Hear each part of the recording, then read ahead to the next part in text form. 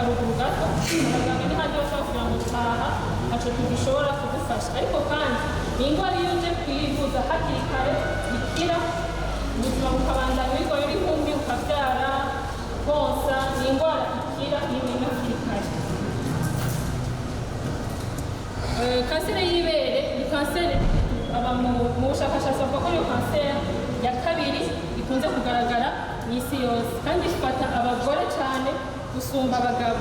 50% by'abarwaye iyo kanseri babisanga mu bihugu bikiriko biriga pays en voie de développement bikiriko biragerageza gutera imbere. Kwikorakora muga mu Kifaransa no kwita ngo autopalpation. Babikora gute? Ni ukuvuga ngo hariho position ufata yoroshe ushira ukuboko kumwe hejuru y'umutwe hama ugafata kwa kundi kudafisa aho gufashe ugafata izi ntoki zitatu n'ururimwo ukakora ico bita kwikorakora. Twababwiye ko mu bintu bigaragaza ko umuntu afise ingwara ya kanseri harajamo n'amasumbi.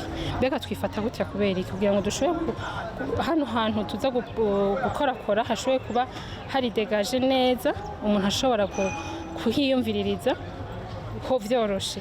Duhera hanze tuja indani, hanze duhera ino tugagira dushikana ko neza ku mubiri kugira ngo twumve ko atadusumbi turi hano mu kwaha.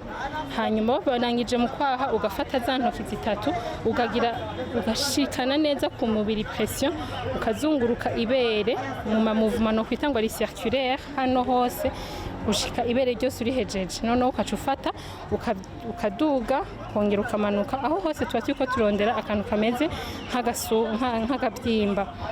Ikindi umuntu ashobora gukora arafata imoko akarifyonda akaraba ko twatuzi tuvamwo.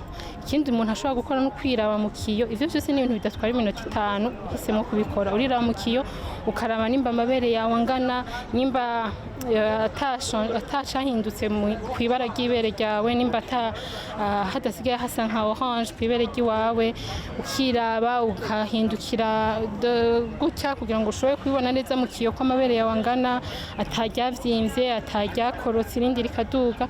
Ivyo byose ni ibintu umuntu ashobora gukora buri kwezi kugira ngo abibone kare, igihindutse akibone kare hamaje kwa muganga. Ariko ukabikora utandukanije n'igihe umuntu ashobora kuba ari mu butinyanka canke yegeje kuja mu butinyanka, kuko ivyo bihe tuba dusanzwe mu mabere y'abakobwa hariho utuntu tumeze nk'utuvyimba. Utwo kandi n'utuntu dusanzwe turi normal canke ku muvyeyi yonsa. Rero hariho igihe iyo ubikoze uri muri izo kategori muri ubwo niyo mico ibiri mvuze ushobora kuvyitiranya. Mbega ubikora ryari? Ubikora nk'imisi nka 10 ukiva mu butinyanka.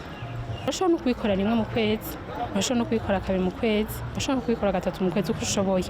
Ku bagore bamaze kuva mu baciye twakwita menopause bo bashobora kubikora umunsi wose bari bashakiye kwikorakora. Niyo objectif niyo ntumbero munyamukuru yirisekeza tumazemwo hafi ukwezi kose tuganiriza abantu kuvyerekeye iyo kanseri y'ibere, kuko kanseri y'ibere uyimenye kare ufise amahirwe yo kubaho. Mu Gifaransa novuga ngo le diagnostic précoce sauve. Iyo uje utevye naho bigutwara amafaranga menshi kandi nta n'amahirwe yo kubaho ubufise.